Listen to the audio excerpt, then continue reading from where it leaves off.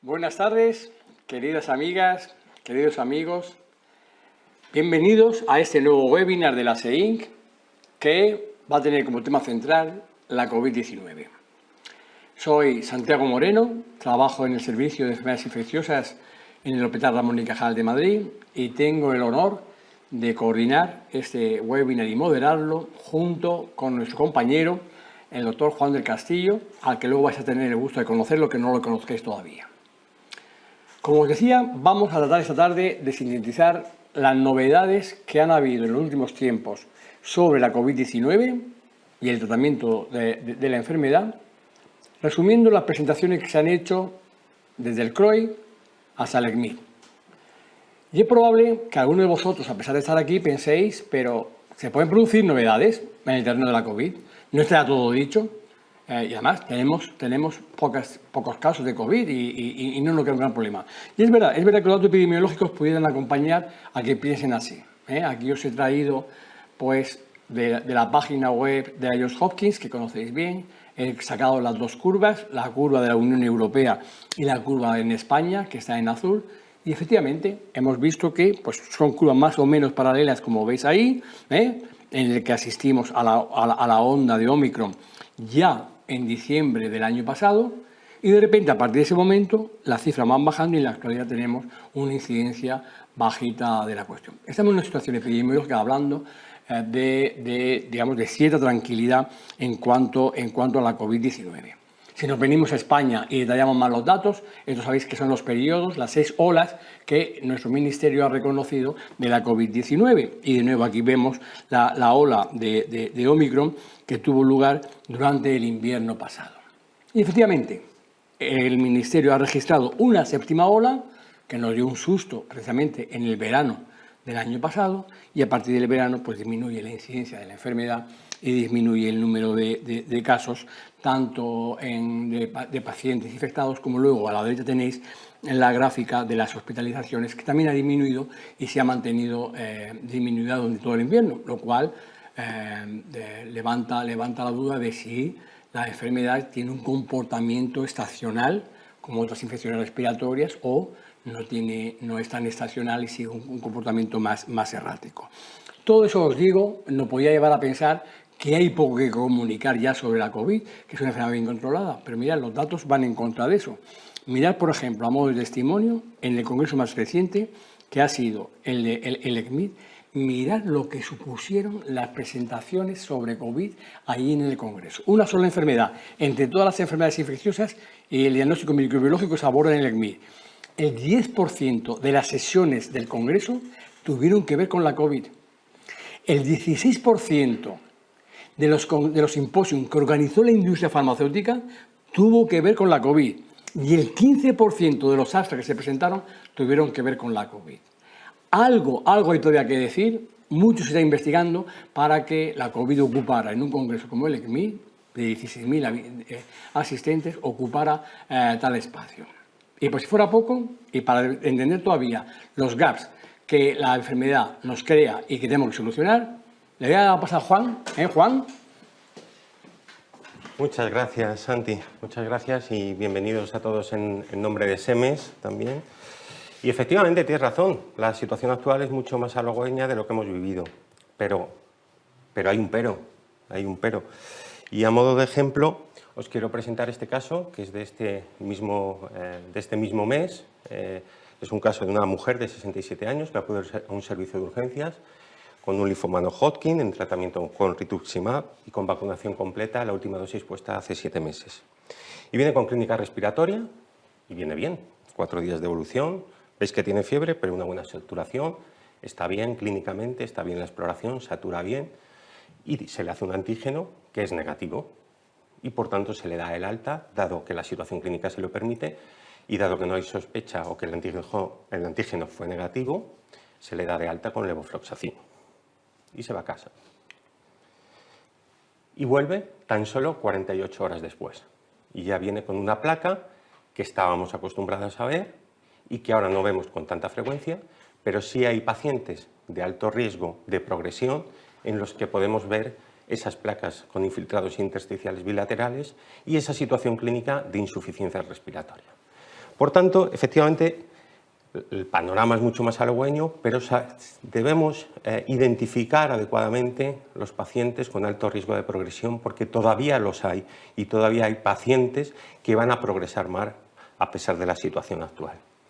Y esos pacientes están claramente identificados y esos pacientes hay que tratarlos con tratamiento antiviral y hay que ofertarles para no llegar a esta situación. Y esta situación tiene un antígeno negativo y además deberíamos replantearnos si en esos pacientes de alto riesgo debíamos guiarnos solo con el antígeno, sino en un paciente como esta, de alto riesgo y con clínica respiratoria compatible, podíamos haber hecho un poquito más y haberle pedido una PCR y si eso hubiera cambiado el diagnóstico y por tanto le hubiéramos puesto tratamiento antiviral que sabemos que tiene alta eficacia para evitar esta situación clínica.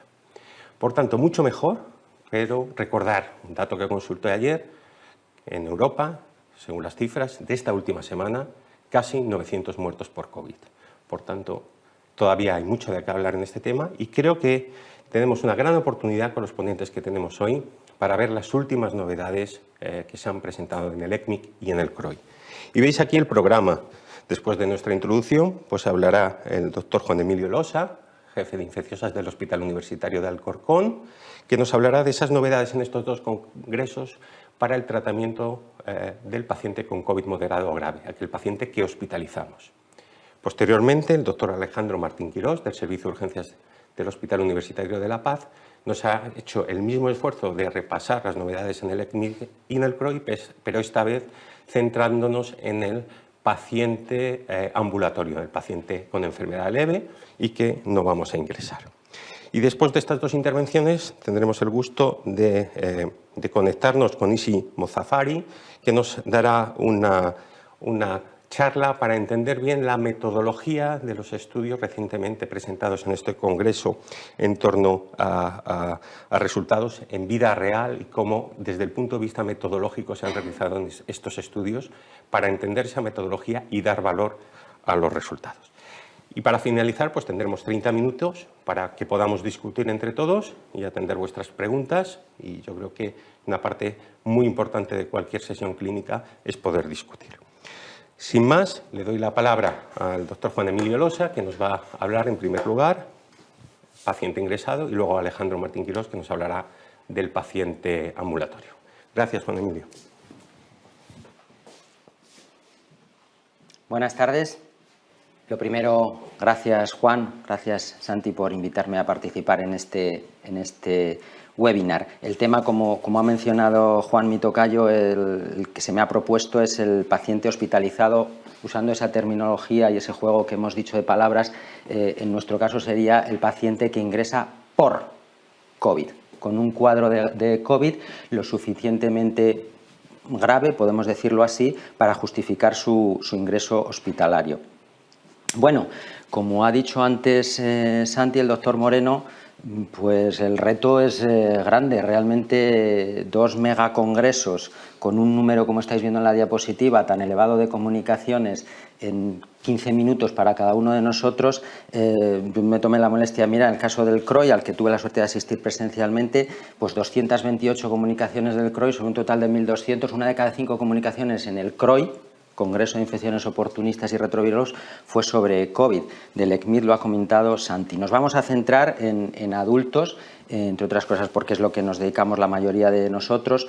Nos vamos a centrar en tratamiento farmacológico, en tanto en cuanto estamos hablando de 2 conferencias de enfermedades infecciosas. He buscado o rebuscado si se había producido algún avance o alguna comunicación que mereciera la pena sobre tratamiento no antiviral. Yo creo que la conclusión, al menos en mi opinión, es que no se han producido grandes avances y, entre otras cosas, quiero pensar que porque la hiperinflamación de la primera ola, pues prácticamente en este momento casi no se ve. Nos vamos a centrar, por tanto, en tratamiento antiviral. Si asumimos, como estáis viendo en la diapositiva, que a fecha de hoy, con variantes actualmente circulantes, al menos in vitro, los anticuerpos monoclonales no son efectivos, pues los vamos a obviar, nos quedamos con los antivirales de molécula pequeña. De las moléculas de tratamiento, al menos en desarrollo de moléculas pequeñas para tratamiento de paciente hospitalizado, no se han producido, o al menos yo no he visto, grandes avances. Alguna cosa hay, pero más en paciente leve moderado en riesgo de progresión, y no he encontrado datos de Paxlovid, de nirmatrelvir en paciente hospitalizado. Por tanto, lo que vamos a hablar fundamentalmente es de Remdesivir. Hemos seleccionado 11 presentaciones, 5 pósters del CROI y 6 comunicaciones de CMIC. Curioso, y esto, los que hemos asistido a bastantes conferencias del CROI, esto lo he comentado con algunos colegas, creo, Santi, corrígeme, que es la primera vez que en un CROI hay una mesa exclusiva de un solo fármaco antiviral, y en este CROI la hubo, y fue de Remdesivir. De hecho, los cinco pósters que hemos presentado se corresponden a una misma mesa. Y el ECMIC 6 presentaciones. Aquí las tenemos todas colocadas por orden, pero voy a tratar de hacer su presentación de manera de un relato que se pueda entender. ¿De dónde partimos? Pues ¿dónde está ubicado ahora mismo Remdesivir? Remdesivir, o el único antiviral que tenemos con indicación en paciente hospitalizado, sea grave o sea en situación crítica, es Remdesivir. ¿Y qué recomendaciones nos hacen las guías a las que todos nosotros estamos habituados? Pues fijaros, lo leemos literalmente. Remdesivir en paciente grave, recomendado si el paciente necesita oxígeno de bajo flujo para mantener una saturación por encima del 94%. Esa sería la indicación de uso de Remdesivir.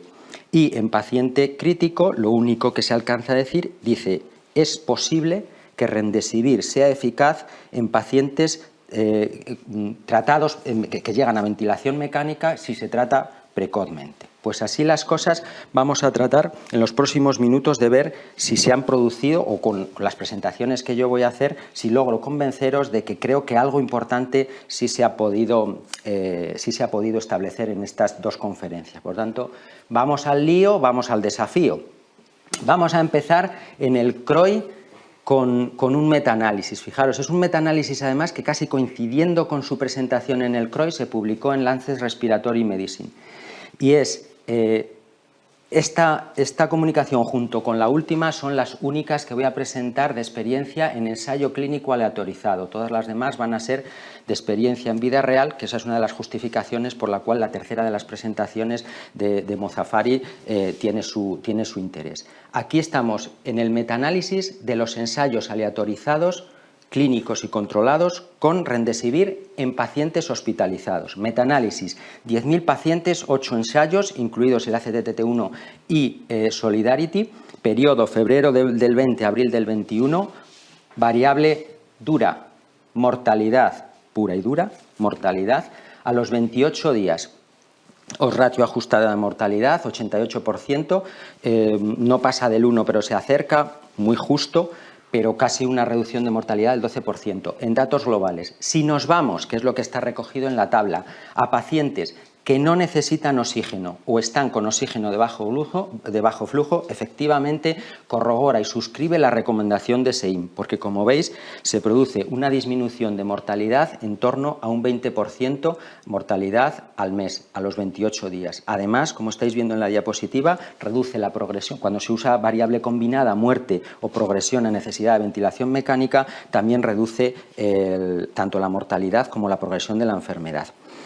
Este metaanálisis va un poquito más allá y sugiere que en pacientes con mayor soporte respiratorio la evidencia no es concluyente. Por tanto, nos dejaría como estábamos al principio, con la recomendación de SEIM. Y los datos, eso sí, sugieren, como también nos dice la recomendación de SEIM, que el efecto es mayor si el inicio de Remdesivir es precoz. Dejamos la vida ideal y nos pasamos a la vida real.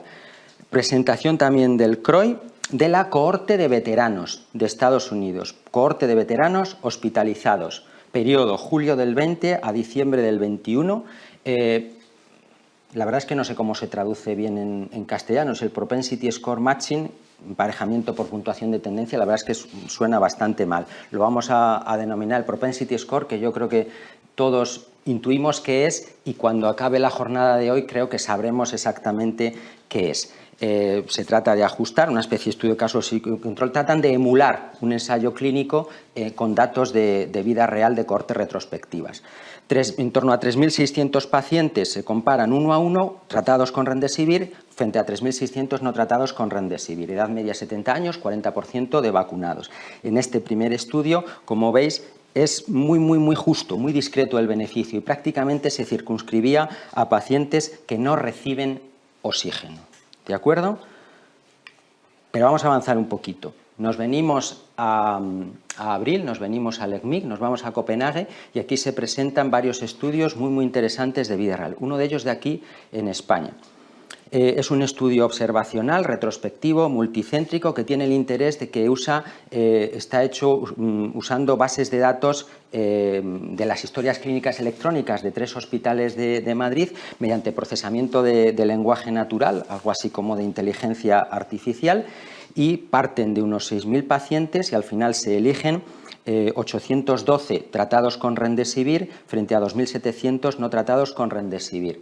El periodo de estudio es de enero, como estáis viendo en la diapositiva, de enero de 2021 a marzo de 2022 y aquí se circunscribe única y exclusivamente a pacientes que necesitan bajo flujo de oxígeno. Quedan descartados los de alto flujo, los de todo tipo de ventilación y los que no necesitan oxígeno. Y en este estudio se demuestra que aunque no se reduce la estancia media, sí disminuye la mortalidad y fijaros, la disminuye hasta casi en un 40%. Y ahora entramos en los estudios de Mozafari. Evidentemente lo que es la metodología, sí, después va a haber una presentación específica para ello, no lo voy a explicar. Pero sí he de decir algunos datos relevantes, como que es una base de datos, se llama la base de datos PING eHealthcare, que supone el 25% de todas las hospitalizaciones de Estados Unidos. Estamos hablando de millones de pacientes, casi 900 hospitales y están representados prácticamente todos los estados de los Estados Unidos, valga la redundancia. Periodo diciembre del 20 a abril del 22. Fijaros, se llegan a comparar en esta base de datos casi 165.000 pacientes tratados con Remdesivir frente a 165.000 pacientes no tratados con Remdesivir. Esto es todo un récord. Lo mismo, Propensity Score, y cada uno de ese emparejamiento de Propensity Score se hace en 12 cohortes. En 12 cohortes de 3 periodos, pre-Omicron, predelta, delta y Omicron. Básicamente la original Omicron antes de B4, B5. Y como veis en la diapositiva, la verdad es que solo con mirar a la diapositiva ya se entiende, porque no vais a ver ninguna variable en la que se cruce el 1. Remdesivir disminuye la mortalidad. Remdesivir administrado, además comparaban pacientes en los que se había administrado el Remdesivir en los 2 primeros días de hospitalización. Aspecto importante, ¿de acuerdo? Entonces, tanto en el periodo de cada una de las variantes como en cada uno de las necesidades ventilatorias, por así decirlo. Los que no necesitaban oxígeno, y posteriormente se presentaron ahora en el ECMIC los datos un poquito más detallados de las necesidades de soporte respiratorio. En esta tabla a la izquierda estáis viendo lo de bajo flujo de oxígeno, datos que ya conocíamos, pero sobre todo lo relevante es que, fijaros, alto flujo de oxígeno o ventilación mecánica no invasiva, otra vez lo mismo, no se cruza el 1, disminuye de forma significativa la mortalidad. Y si os fijáis, siempre con mortalidad 14 días o 28 días, con porcentajes, y repito lo que he dicho antes, que no estamos hablando de días de hospitalización o días de síntomas, estamos hablando de mortalidad, entre un 10 y un 20% de reducción de mortalidad. Previamente, el mismo grupo de Mozafari había presentado en el CROI, va un poquito más allá y empieza a analizar determinados grupos de pacientes. El efecto sobre la mortalidad también se mantiene, con unos números muy elevados de pacientes, como estáis viendo, en pacientes inmunodeprimidos. Y en este estudio definieron inmunodeprimidos como pacientes con cáncer, trasplante de órgano o de progenitores hematopoyéticos, hemopatías malignas, inmunodeficiencias primarias, asplenia, aplasia de médula ósea e inmunodeficiencia combinada grave. Y aquí vuelve a ocurrir lo mismo, tanto globalmente como en cada uno de los periodos de estudio. Lo he mirado con detalle, no fui capaz, creo, esto es una pregunta a lo mejor que le podemos hacer después a Mozafari, si no estoy equivocado no se estratificó o no se emparejó por vacuna, pero lo cierto es que el periodo de Omicron podemos asumir indirectamente que al menos una base, aunque el porcentaje a lo mejor no es el de España, pero en Estados Unidos un porcentaje relativamente elevado de cobertura vacunal sí debería haber. Y como veis, el efecto sobre la mortalidad de Remdesivir en pacientes hospitalizados se mantiene. Y también en el ECMIC se presentaron de los inmunodeprimidos el análisis del subgrupo de pacientes con cáncer, con cualquier tipo de neoplasia activa. Y vuelve a ocurrir exactamente lo mismo. Incluso llama la atención que el efecto, incluso en los pacientes con cáncer, el efecto sobre la mortalidad todavía es un poquito mayor. Fijaros que llega en algunos estratos de la mortalidad a 14 días hasta casi el 40% de reducción de mortalidad. Repito, hasta ahora hemos hablado de mortalidad en paciente ingresado por COVID, pero incluso el efecto de Remdesivir puede ir un poquito más allá. Porque en el CROI, el mismo grupo de Mozafari, sobre esta misma base de datos con tantos cientos de miles de pacientes que os he comentado, además vieron que reduce el reingreso de los pacientes. Los pacientes que durante su hospitalización por COVID han recibido tratamiento con Remdesivir reingresaban menos, ¿de acuerdo? Al cabo de un mes. Y esto mismo... aquí ya dejamos la base de datos PINC y nos vamos a otra base de datos también de Estados Unidos, la Health Verity Real Time Insights, y con la misma metodología del Propensity Score, aquí se centran en pacientes que han ingresado en UCI. Pacientes que han ingresado en UCI comparan los que han recibido tratamiento con Remdesivir con los que no han recibido tratamiento con Remdesivir durante la ola de Delta y durante la ola de Omicron, 30, 60 y 90 días. Y los pacientes que durante su ingreso en UCI por COVID recibieron tratamiento con Remdesivir tienen menos probabilidad de reingreso. Por tanto, tanto los pacientes en general como los pacientes que han estado en UCI, y fijaros, y también los pacientes inmunodeprimidos. Los pacientes inmunodeprimidos que ingresan por COVID, hospitalizados por COVID y reciben tratamiento con Remdesivir, de igual manera se reduce la probabilidad de ingreso, hasta entre un 15 y un 20%. O sea que al beneficio, por supuesto, de reducción de mortalidad, se añade el beneficio de la reducción de la probabilidad de reingreso. Y ya el último, dejamos la vida real, las cohortes de la vida real y volvemos a un ensayo clínico muy importante, porque va a venir a cubrir una de las grandes necesidades que teníamos en los pacientes, yo diría aquí hospitalizados y hasta los no hospitalizados, y es el antiviral que podemos administrar en los pacientes con deterioro de función renal. Es el estudio REDPINE. El estudio REDPINE, vuelvo a recordar, es un ensayo fase 3, aleatorizado, doble ciego, controlado por placebo, de grupos paralelos, multicéntrico, internacional, 5 continentes representados. Incluye única y exclusivamente pacientes con filtrado glomerular menor de 30, que recordar que era una contraindicación hasta ahora para el uso de Remdesivir, o contraindicación relativa para el uso de Remdesivir en estos pacientes, y que precisan oxígeno, en este caso excluyen ventilación mecánica.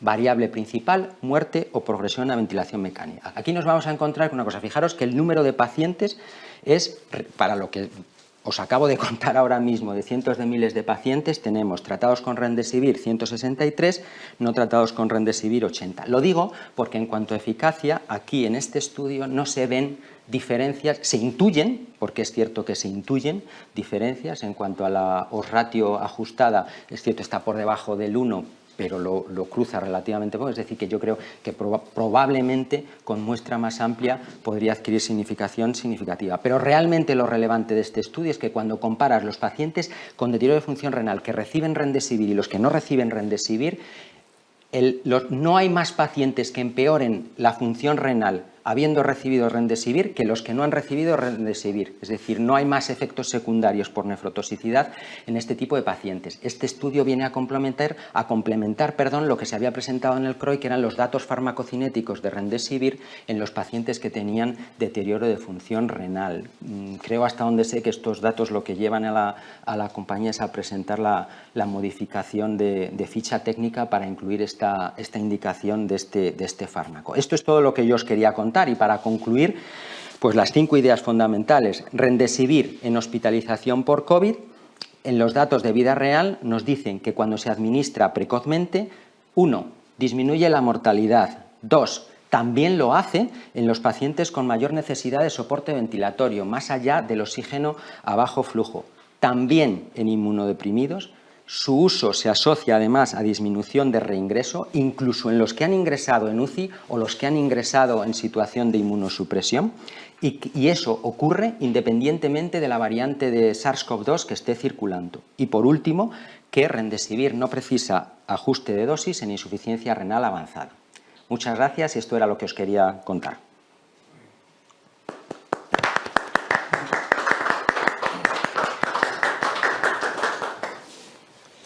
Bueno, yo quería empezar también dando las gracias a Santi y a Juan por la invitación y la confianza en mí para dar esta presentación. Y vamos a empezar con el resumen de CROI de ECMID sobre las novedades en el manejo del paciente con COVID leve y moderado. Sí que hubo novedades, yo creo, igual que ha ocurrido en el paciente ingresado, en el paciente grave, sobre todo en datos en paciente en vida real, y también nuevos fármacos, sobre todo para la enfermedad leve, y vamos a ver estas dos cositas. En vida real hubo una mesa entera dedicada a datos en vida real, sobre todo este ponente se dedicó solo al paciente ingresado, pero Massimo Puoti, que es de Milán, y sí se dedicó al paciente con enfermedad leve. Y aquí lo primero, destacar el perfil de prescripciones de antivirales, que quizá en Italia, a diferencia de España, sí que usan bastante más molnupiravir, o usaban, porque sabéis que ya está retirado ya se ha retirado la indicación para COVID. Y si nos quedamos solo con los pacientes ambulantes, vemos como el perfil son un 29% molnupiravir, un porcentaje menor, 16% Remdesivir, y luego el resto de la tarta se lo lleva Nirmatrelvir Ritonavir con un 55%. Esto probablemente en el contexto de paciente, por el perfil de interacciones y de perfil de paciente que tenemos con interacciones, que hace que Nirmatrelvir Ritonavir, que debería ser que se llevase todo el pastel, pues al final tiene que repartir, porque no todos los pacientes tienen su indicación. Luego, en este estudio también vemos cómo los pacientes van llegando y cómo se van prescribiendo el fármaco, los fármacos antivirales, y podéis ver cómo la gran mayoría de pacientes se tratan, aquí en este caso casi 2/3 de pacientes son tratados con antiviral cuando se derivan con enfermedad leve y moderada a clínicas donde ya están dirigidas para el tratamiento con COVID. Luego veremos en un estudio de Estados Unidos cómo esto es diferente, y yo creo que eso también quizá para el debate, si los porcentajes que manejamos de prescripción de antivirales son acordes o tenemos esa impresión o nos estamos quedando cortos. Luego también hice un resumen de estudios italianos publicados en relación a la COVID leve moderada. Recuerda que Italia se llevó la primera ola del tsunami que se puso COVID. Aquí de estos estudios la conclusión fue que el uso precoz de Remdesivir, incluso en pacientes con riesgo leve, podría resultar en un mejor resultado en la enfermedad, en la progresión de la enfermedad, y lo que no hubo fue tampoco desarrollo de resistencia a largo plazo en el uso de Remdesivir. Por otro lado, en cuanto a molnupiravir, aquí quizá ya no entraría al caso, pero bueno, molnupiravir y Nirmatrelvir sí que fue mejor en 2 estudios observacionales que incluyeron 1083 pacientes. Y luego, en estos 2 estudios observacionales, lo que sí se vio fue que Nirmatrelvir Ritonavir mostró una negativización más rápida de la carga viral en paciente leve moderado comparado con molnupiravir, que sí que en los ensayos iniciales hicieron el análisis de carga viral, pero ni Nirmatrelvir ni Remdesivir en su momento se evaluó. Sin embargo, esto luego no se ha comprobado que tenga una relación con la resolución clínica de la enfermedad. En el CROI, yo creo que este fue uno de los estudios, una de las presentaciones más interesantes, pues son datos en vida real. Se llevó a cabo en Carolina del Norte, y lo que querían comprobar era si esos datos de los ensayos clínicos iniciales, que yo creo que eso ha sido lo que estos 2 congresos han tenido de importancia en cuanto a COVID, que es todo lo que sabíamos de los ensayos clínicos, comprobar si esto en la vida real era así y si estamos haciendo lo mismo con variantes nuevas, pacientes vacunados en la población real. Estos son los datos de las publicaciones de los ensayos pivotales de cada fármaco, y lo que quisieron fue comprobar si estos resultados eran iguales en Carolina del Norte.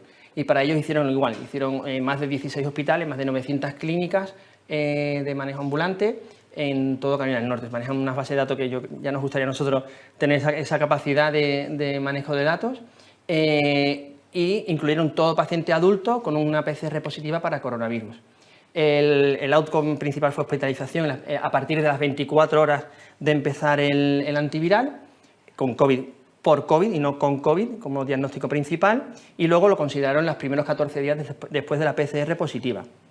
También incluyeron la vacunación y lo estratificaron por vacunación, y si os fijáis los tiempos fue desde el 1 de julio del 21 hasta el 31 de mayo del 22. Esto ya lo dejamos para luego, para la tercera sesión. Y aquí podéis ver cómo la gran mayoría de pacientes que recibieron un tratamiento, que ingresaron, de estos pacientes que se vieron en estas clínicas, tenían más de 80 años, el 18%. Yo creo que esto sí que viene a confirmar la sensación que tenemos, que el gran porcentaje de pacientes hoy en día, que sigue siendo diana para un COVID grave, es el paciente anciano, el paciente con mayor de edad. Y luego, en cuanto a la probabilidad de ingreso, en Omicron el porcentaje de pacientes que no ingresaba era mayor si lo comparáis con Delta. En cuanto a las vacunaciones, sí que se ve un efecto beneficioso de las vacunas. El 31% había recibido al menos una dosis de vacuna, y el haber recibido una o dos dosis de vacuna suponía un 55% de reducción relativa del riesgo comparado con el que no había recibido ninguna vacuna. Y en el caso de pacientes con más de 3 dosis, la reducción relativa del riesgo era un 71%. Y luego, también lo que se observa aquí es que los pacientes, a medida que el tiempo pasa después de la última vacunación, la probabilidad de volver a infectarse y tener un riesgo de progresión es mayor, que yo creo que eso es algo también, tenemos la impresión que eso sí que vemos. A medida que la vacunación pasa y vamos pasando el tiempo después de la última dosis, el paciente vuelve a tener riesgo de ingreso. Y esto ocurre especialmente en la población mayor, en pacientes mayores de 75 años. Y en cuanto a los tratamientos, bueno, aquí podéis ver, es la primera, recordad que esto era en julio del 21, empezó en julio del 21, hay muchos fármacos monoclonal, pero si nos quedamos con molnupiravir, nirmatrelvir, ritonavir y remdesivir, fundamentalmente lo que más se prescribió fue nirmatrelvir, ritonavir, como era de esperar, también molnupiravir y algo menos remdesivir. Estos son los porcentajes no sé qué ha pasado aquí, a ver, lo voy a poner entero. Los porcentajes de prescripción, fundamentalmente los monoclonales, pero si veis, pues, de nuevo, de los orales que disponemos y remdesivir, que son los que tenemos a día de hoy para pacientes con enfermedad leve, es nirmatrelvir, ritonavir el que más se prescribió, seguido de molnupiravir, que es el quesito verde oscuro. Y aquí lo que se observa es que los que sí obtuvieron significación fue nirmatrelvir, ritonavir y casirivimab. En este caso, un 70% de reducción relativa de riesgo en el caso del primero y 98% en el caso de Paxlovid. Cuando analizan los porcentajes de los antivirales, ven que los resultados son iguales a los estudios. La diferencia, probablemente, si recordamos, aquí falta una diapositiva, eran los números de prescripción de cada fármaco. Recordad que remdesivir había 78 pacientes que lo recibieron. Por tanto, aunque la reducción de riesgo de un 86% no alcanza una significación estadística por ese tamaño tan pequeñito de la muestra. Y luego aquí, cuando hacen el análisis ajustado, se ve que el antiviral, las vacunas y la variante Omicron, fundamentalmente, son las principales variables de protección frente a la progresión de la enfermedad. Esta es la que tenía que haber estado antes. Como podéis ver, los números son muy diferentes de remdesivir frente a Paxlovid o molnupiravir. Y luego aquí podemos ver cómo los predictores de ingreso, como en dorado son los predictores a favor de ingreso y en azul los predictores en contra del ingreso, como fundamentalmente es la edad. Yo creo que eso es algo que todos tenemos integrado. La edad es el mayor predictor. Un paciente de 80 años con COVID es el que más preocupa probablemente, seguido por supuesto de los inmunodeprimidos. Esta es la misma gráfica pero de forma continua. Y bueno, limitaciones que la obesidad no lo pudieron recoger como una condición comórbida, precisamente al ser un estudio retrospectivo no era seguro haberlo tenido recogido correctamente. y luego otras infecciones que hubieran causado el ingreso también podría estar infradeterminado. Luego sí que quiero destacar este estudio de un compañero nuestro del Puerta de Hierro, en el que analizan el uso combinado de fármacos antivirales frente a la COVID.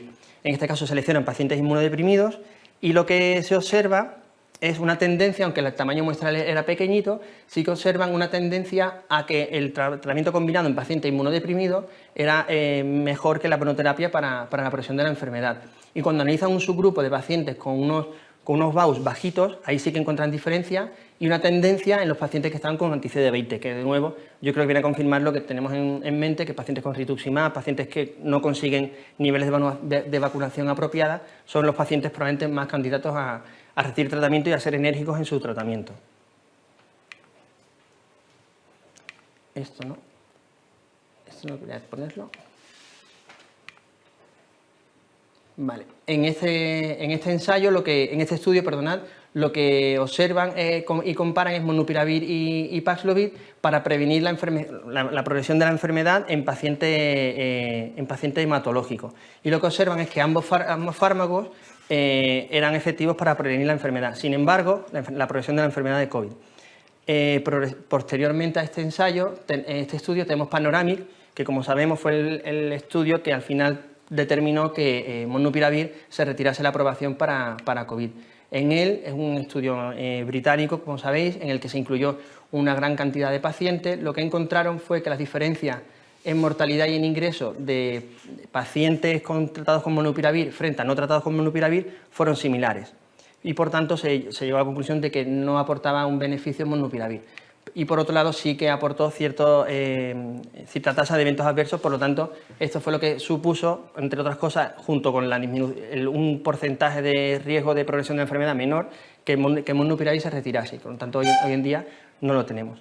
Y luego en cuanto a los dos fármacos que comenté antes que teníamos para el paciente con enfermedad leve, ensitrelvir, que yo creo que teníamos mucha expectativa en este fármaco, quizá el diseño del ensayo, cuando lo presentaron se quedó un poquito corto porque, a pesar de haber estado hecho ya en una fase, en la segunda fase de la enfermedad, si os dais cuenta, el endpoint primario no es un endpoint duro. Lo que miraron fue tiempo hasta resolución de síntomas y no hasta mortalidad o hasta ingreso, que es lo que ya estamos acostumbrados a ver, y sobre todo ya en una fase actual de la enfermedad que nos permite quizá hacer ese tipo de ensayos. Y por tanto, aunque tuvieron unos resultados favorables, quizá el hecho de que haya sido un endpoint no tan duro, pues quizá nos ha dejado un poquito a medio camino. Sí que es verdad que a favor de este ensayo es que sí que valoraron el desarrollo de post-COVID y eso sí que lo incluyeron en el estudio.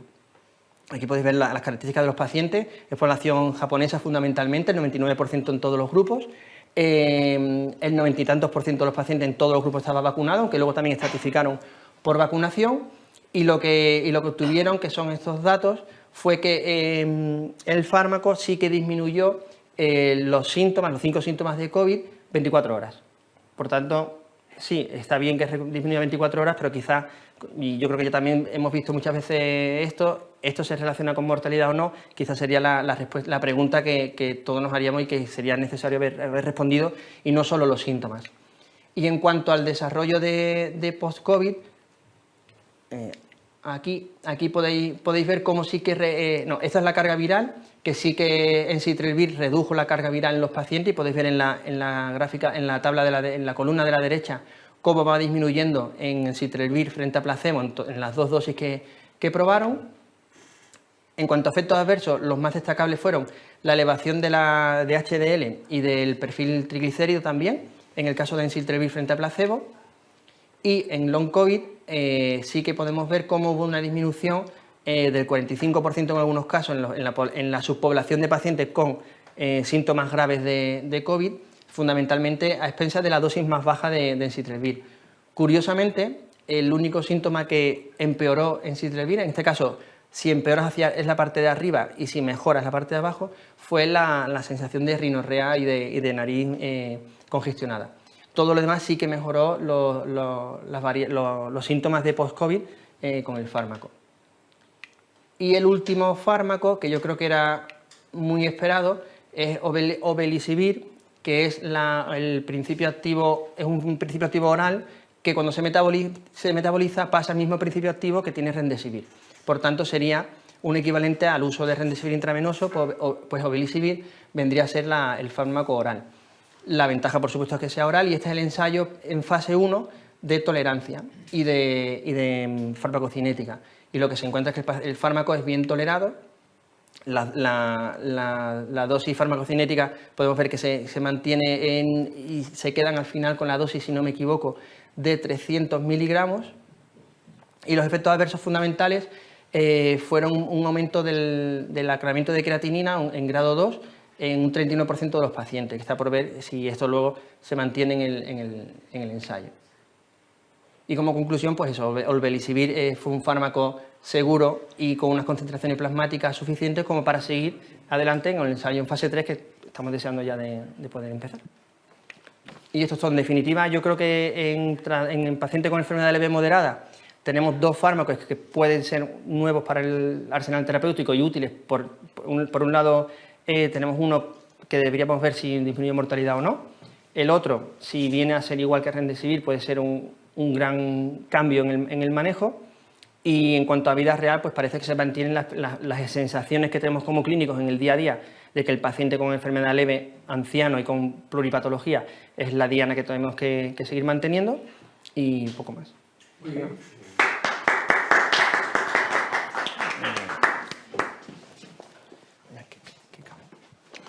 Bueno, pues muchas gracias, Juan. Muchas veces, Alejandro, ahora tenemos ocasión de discutir los datos que nos habéis presentado. Habéis visto, amigos, que tanto Juan como Alejandro, tanto para la enfermedad grave como para la enfermedad leve, nos han presentado fundamentalmente datos derivados de la vida real, ¿no? Y con frecuencia vemos que los datos de la vida real son un mal sustituto de los datos de los ensayos clínicos, ¿eh? Y yo creo que es bueno, hemos pensado que sería bueno saber cómo se elaboran esos estudios que nos presentan sobre datos de la vida real, en concreto para el tratamiento de la COVID-19, en el que además van cambiando las condiciones, vacunados, no vacunados, unos factores de riesgo y otros factores de riesgo.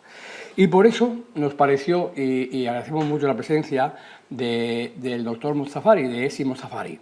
Él habéis visto que sobre todo él trabaja en Gilead, ha trabajado con Remdesivir, y él ha sido el responsable de los estudios que Juan Losa nos ha presentado en pacientes hospitalizados, cohortes de vida real, elaborado por él mismo. Hi, Esi. Hello, how are you? Good afternoon. Thanks for the opportunity. We're fine. How are you? Great, thank you. Thanks for the invitation, and thanks for the opportunity to be with you and discuss some of the recent research. Thank you for being with us. And we were commenting that sometimes we perceive that real-world experience studies are not the same as clinical trials, but so we have to trust them. The thing that we would like to know is how you carry out these studies and how do you elaborate all the information that you transmit in conferences and in papers. So we are really eager to hear you, to listen to you and discuss with you the methodology that you use for the real world experience studies, right? Excellent. Thank you. Thank you very much. Esi. Thank you. So I'll work very hard to fulfill the objective you mentioned, but if I miss anything, happy to come back at the discussion point. Again, hi everyone, thanks for the opportunity to be with you. We started working on this types of research way back in 2020 when we were dealing with the heat of the pandemic in the US. And certainly there was a randomized controlled trials being conducted in utilization of Remdesivir and looking at the efficacy of Remdesivir in managing COVID-19 patients. In terms of our first publication and the work that we did was back in 2020. This is published in Clinical Infectious Disease, where we were able to look at where Remdesivir was available in the US under emergency use authorization.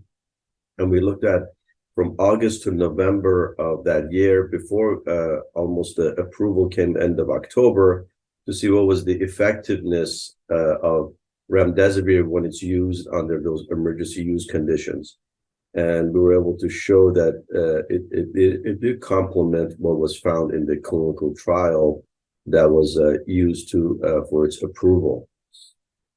Since then, obviously, we've expanded on this research, but let me step back and kind of answer the question about how we do these types of studies. Obviously, we can do a lot of things using observational cohort, which is really based on how the medication is used in real practice. We're able to mimic as much as possible the key components of randomized controlled trial. But the only thing that we cannot do is randomization. Certainly in clinical practice, patients are not randomized to treatment, but it's really the clinician's decision.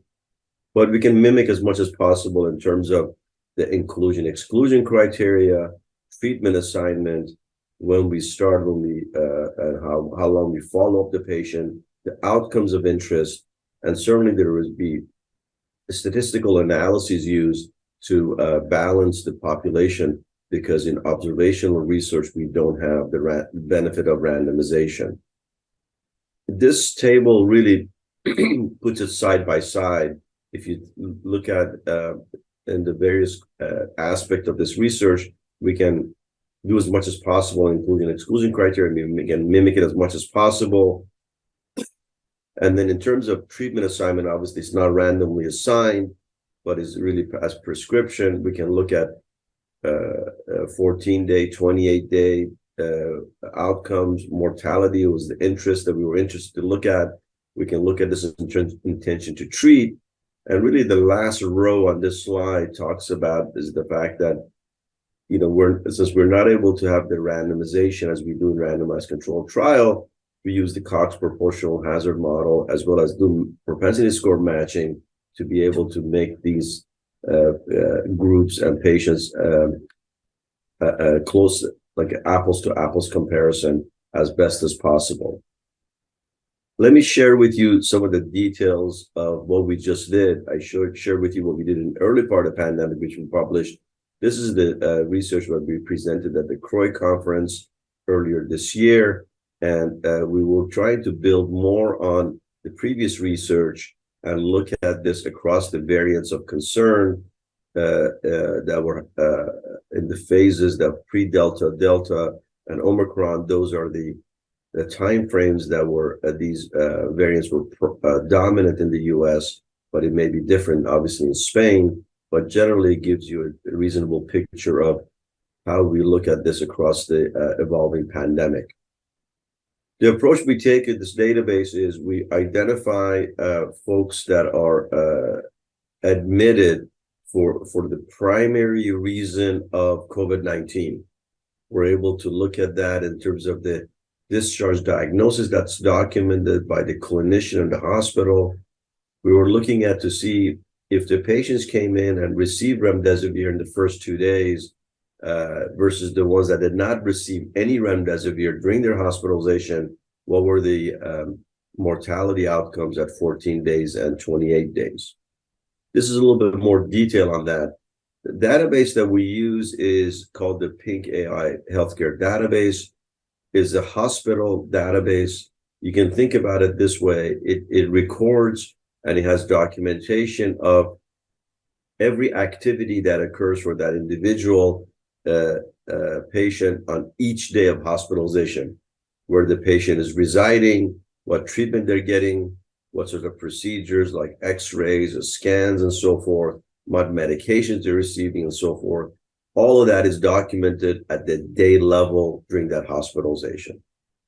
We were able to look at baseline. We look at the first 2 days of hospitalization. We don't have the timestamp for the confidentiality purposes. We wouldn't know if I was admitted, let's say 7 in the morning or 7 at night. So we don't get that timestamp. So we use the first 2 days to make sure we have a good window of time of baseline that allows the clinician to make their initial diagnoses and start the path for that patient's treatment and management. Our time frame was from December of 2020, following on our previous research, and we went all the way through spring of 22. These are adult patients, and we had the general types of exclusion criteria that you can imagine. The one that I would highlight for you is that if they were transferred from another hospital or went to another hospital, we excluded those patients because we wanted to have the full history of the hospitalization for COVID-19. Study groups are the folks that receive remdesivir in the first 2 days of admission versus the ones that did not receive any remdesivir their entire hospitalization, and the outcomes were 14 and 28-day mortality across the different dominant variants of concern. Here is the unadjusted analysis, essentially broken down by the 4 oxygenation groups at baseline when they were admitted. So they were upon admission, there was a group obviously not receiving any supplemental oxygen, a group received a low flow, and then some received high flow, and then some of them, as soon as they were admitted, they received mechanical ventilation. And you see the 14 and 28-day mortality. Again, these are unadjusted. I'll show you the more adjusted and piece in a moment.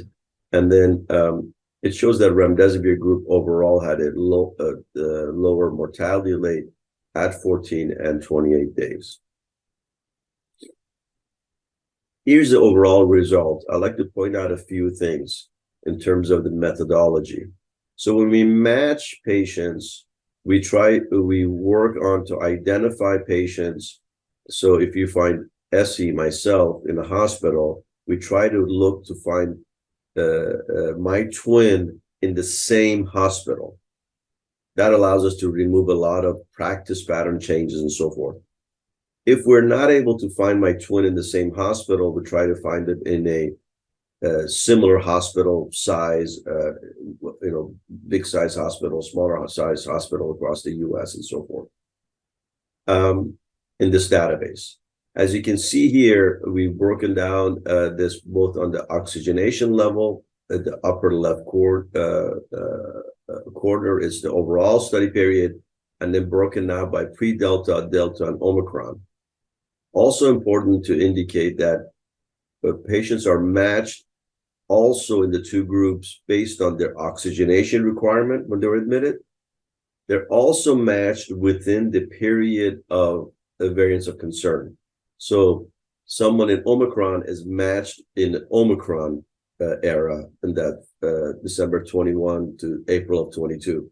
They're not matched with someone in pre-Delta phase. So we want to make sure that we are looking at that time frame to match the patients as best as possible to make identify the twin of that patient in the right hospital and so forth and so on, but to make the apples to apples comparison, because we don't have the randomization benefit of a randomized controlled trial. But as you can see here, they're across the different variants of concern and also across the different oxygenation level, remdesivir did show benefit in terms of mortality reduction. Again, this is all based on clinicians' decision to start remdesivir right when they were admitted, and certainly these are the benefits they realized over the time period that the patient was in the hospital. I'll switch gears, and one of the areas that we need to be concerned about as pandemic evolves to an endemic and becomes more of a disease that we have to manage in various populations, the vulnerable population is really an important population, which are always at risk of having any types of opportunistic infection, let alone viral infections. So I want to share with you a subset of the cohort that we looked at in terms of immunocompromised patients. So these were patients, again, the same methodology. They were admitted to the hospital for the main reason of COVID-19 across the different variants of concern and era. We again looked at folks who were administered remdesivir in the first 2 days versus they did not get any remdesivir their entire hospitalization. The methodology is the same again. I just showed you that a little bit ago, but I just call your attention in the gray box and the 4th bullet in terms of what were the immunocompromised conditions. We included folks who had a documented diagnostic codes for cancer, solid organ or hematopoietic stem cell transplant, hematologic malignancies, and so on, as you've seen here. So we try to capture all the relevant immunocompromised conditions. These are based on the clinician's input and more importantly, they were aligned what's designated to be an immunocompromised condition based on the NIH guidelines in the US. Again, I'm showing you the unadjusted results at the 14 and 28 day. You see on the top part is by the variance of concern in the 3 time periods and overall. And then in the bottom table, you see all of that broken out by the different severity and based on oxygenation once they were admitted. As you can see, and it's obviously no surprise that folks who were admitted to the hospital require mechanical ventilation. Unfortunately, mortality rates are much higher. And certainly in this case, and all across all these comparison, unadjusted remdesivir patients had lower mortality. Similar to the previous analysis, we looked at this in terms of the adjusted model here, and you can see that again, once you adjust for the various factors that are listed there in terms of age, admission month, where they resided when they were admitted, and baseline treatments, anticoagulation, convalescent plasma, steroids, all of those, not only the patients were matched for those, but they were also readjusted in the Cox model that you see here. And it's still, you see the effectiveness of remdesivir remains in this patient, demonstrating an association of lower mortality when given the first 2 days when the patient is admitted right away versus they're not giving remdesivir at all throughout the hospitalization. I know we're short on time. I have one additional piece that I can share with you, or unless you want to go to the discussion conversation, let me know what your preference is. See? Would you like me to go to an additional piece of our research? Yes, please. Okay. The last piece that we did was we looked at and see the same database with looking at readmission. We were concerned to see is there a difference when the patients are managed with an antiviral in their COVID-19 hospitalization? What's the likelihood that they will be readmitted? Again, the same database of PINC-AI, again, hospital records. And we looked at, again, folks were admitted for primary discharge for primary reason of COVID-19. And we examined 30-day all-cause readmission, meaning that did they come back for any reason the 30 days following their discharge from the hospital? And we looked at this because of the nuance of this database. It is more precise when we look at when the patients came back to the same hospital. So all of these are 30-day readmission coming back to the same hospital, and we broke it down by the different variants of concern, which I'll share with you. This is the, again, similar types of inclusion-exclusion criteria, similar time periods. The only thing that I will highlight for you is the third bullet on the gray box in that table. They had to be discharged alive from the hospital to be able to look at the readmission. So only the folks that did survive their COVID-19 hospitalization are included in this analysis. But everything else is very much the same in terms of inclusion, exclusion, and in terms of the remdesivir and non-remdesivir. These are folks who received remdesivir during their hospitalization at any time versus the ones that did not receive remdesivir at all during that hospitalization. In this approach, we took a multivariate logistic regression. We did not do matching. However, I can tell you that we've done matching as well. The results do not change. But this is one other approach in terms of the statistical approach to try to balance and adjust for differences between the population, again, because we don't have the benefit of randomization. The covariates that we use, the factors that we use to adjust this model are the ones that are very important in the management of COVID-19 patients. Certainly, remdesivir use, corticosteroid use was part of the model. We looked at the adjusted for the variants of concern, the time period.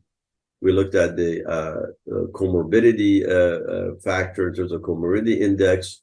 We looked at maximum oxygenation as well as whether they were in ICU. So we adjusted for all these key variables that may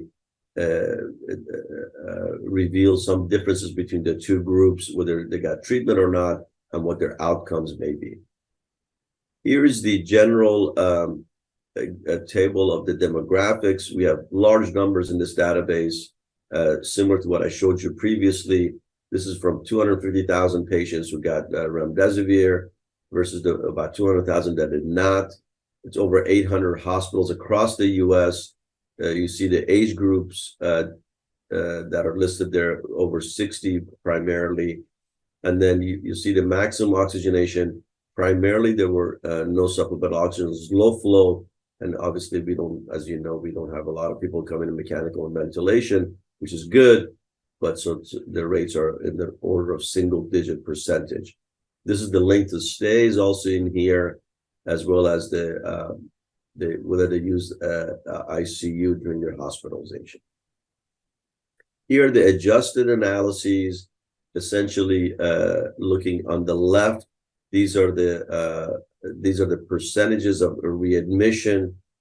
Is again 30-day readmission for any reason. And you can see the remdesivir patients had lower readmission rates, and all that is broken out by the variants of concern, as well as depending on their maximum oxygenation in their COVID-19 hospitalization. On the right is the adjusted analyses based on the factors and covariates that I just mentioned. And as you can see here, almost all of these are significant in favor of remdesivir, meaning that if they receive remdesivir, they were less likely to be readmitted. The only one that you see at the very bottom is the mechanical ventilation with a large confidence interval that crosses the 1, meaning not significant. But if you move to the left, you see the sample size is very small. And that's the more of a power issue, as opposed to, you can see the point estimate is 0.87. So there is a trend towards benefit and having this less likelihood of readmission within this group as well.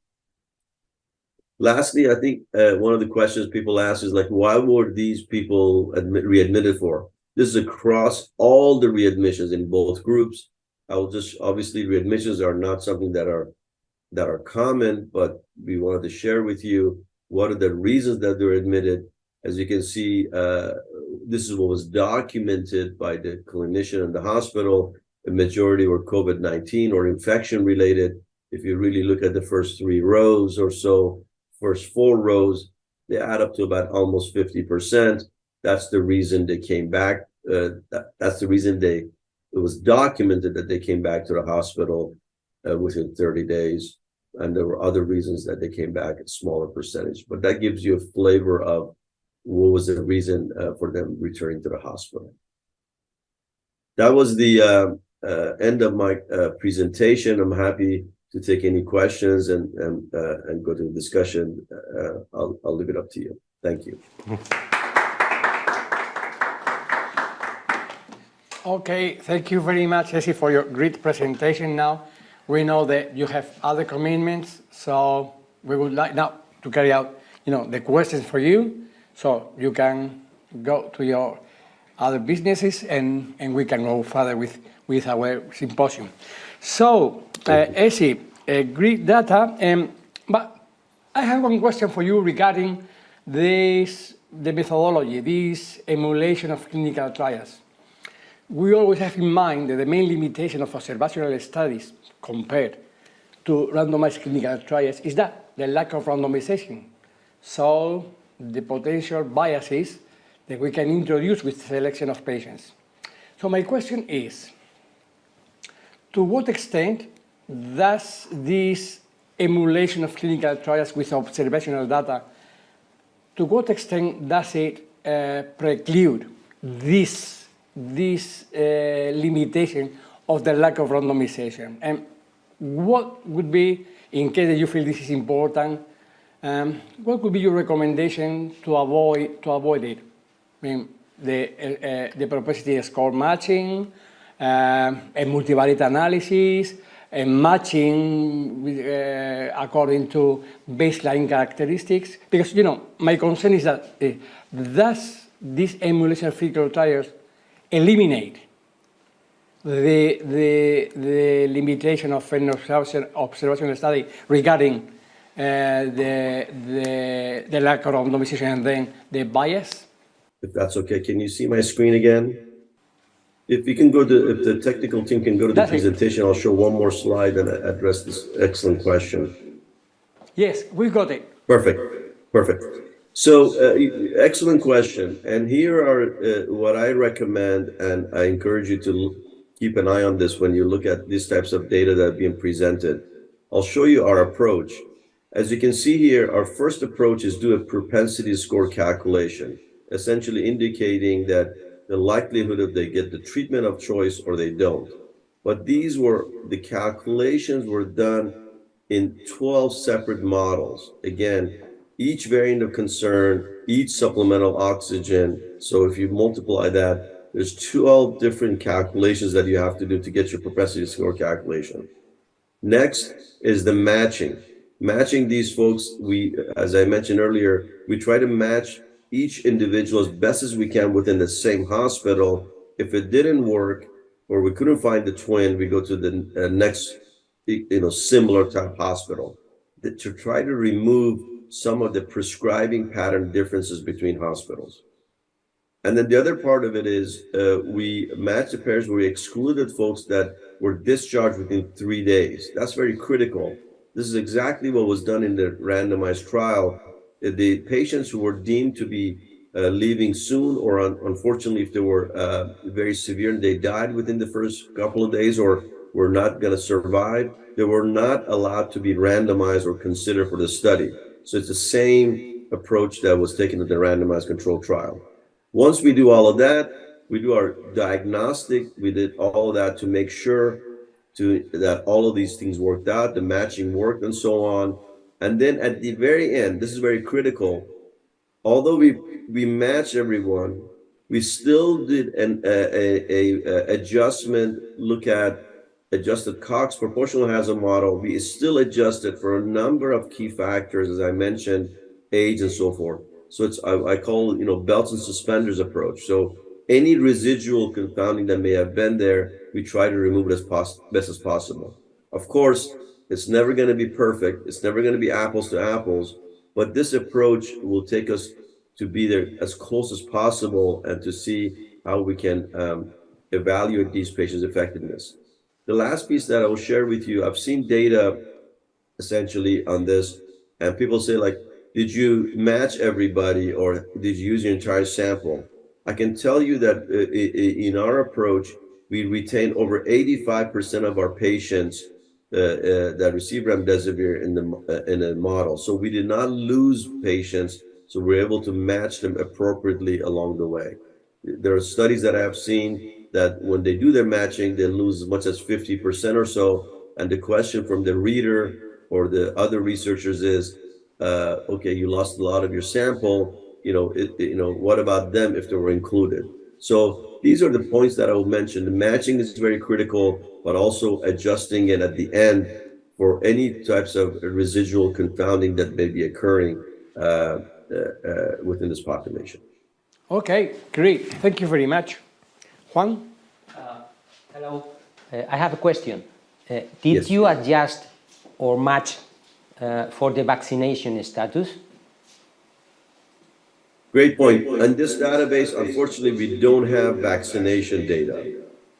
However, I would just add on it, and it's really your question is about, does vaccination have any relationship here? And I would say the answer is we don't believe so, because they were matched by the variants of concern, and certainly in the pre-Delta, a lot of folks, the elderly and the vulnerable patients are the ones that were available to receive vaccination in the US. And then the younger folks started receiving vaccination in the Delta period. So that's one way you can look at it in terms of vaccination, but we don't have vaccination data. The other thing is, irrespective of the vaccination status, these clinicians admitted these patients to the hospital, and it was primarily for COVID-19. And from our conversation with our, research team and the clinicians who are supporting and providing their very significant input on this, from what I understand, is that clinicians don't decide on treatment based on vaccination.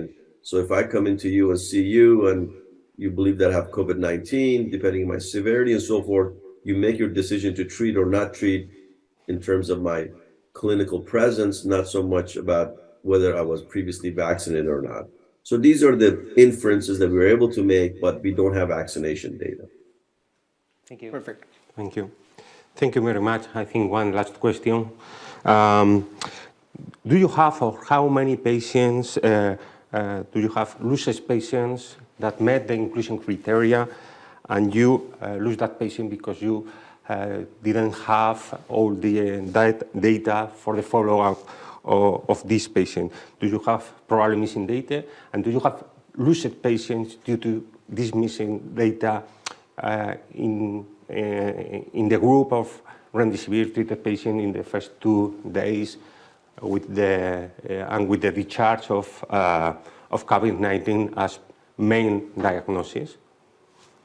Yeah, in terms of inaccurate or incomplete or missing data, we had very minimal. I don't have the number in my head, but there were very minimal patients that we ran into that. So sometimes gives observational data, there's inaccuracy, and the data entry does not make sense. But this database is very well curated, and it gets, because it comes from directly to the hospitals, to the premier organization who manages as a relationship with these hospitals. They come very clean to the, and so forth, and they're able to basically consolidate and bring all the different hospitals' data into one place. I wouldn't say there's zero, but they're very minimal that would not impact our findings or interpretation when we're dealing with, several 100,000 patients in this database. So I don't have that number, but it would be minimal impact. Thank you very much for your presentation, excellent presentation that allow us to understand much better the methodology of these studies and trust in the results. So I think we can finish and go ahead with the Okay, so thank you very much for being with us and illustrating us about, on this very important topic. We would love to be, to continue asking you and making things clear, but you have to go and we have to continue with our meeting. So thank you very much, Jesse. Have a good day. Have a good day. Great. Thanks very much, and thanks to the opportunity to be with you, and thanks for your excellent questions. Have a good day. Bye-bye. Bye. Bye. Bueno, amigos, y ahora nos dais un minuto para arreglar esto. Un minuto, no más. Un minuto y volvemos.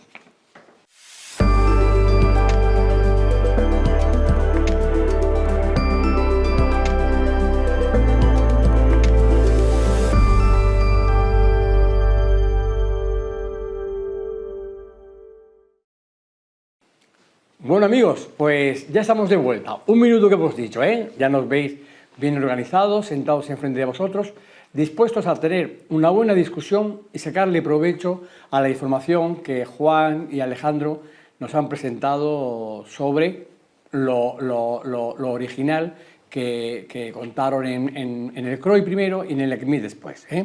Y chicos, si os parece, vamos a ir de lo menos grave a lo más grave. Empezamos, por tanto, en conjunto a discutir aspectos, en principio, sobre el COVID leve y su tratamiento que tú nos contabas, Alejandro. Oye, chicos, por cierto, sabéis que podéis hacernos preguntas. Yo tengo aquí un iPad a que me llegarán vuestras preguntas y yo se las traslado al oponente para que las discutamos entre todos. Cuando queráis me vais mandando y yo le iré dando lectura. ¿De acuerdo? Venga, pues empezamos por discutir algunos aspectos.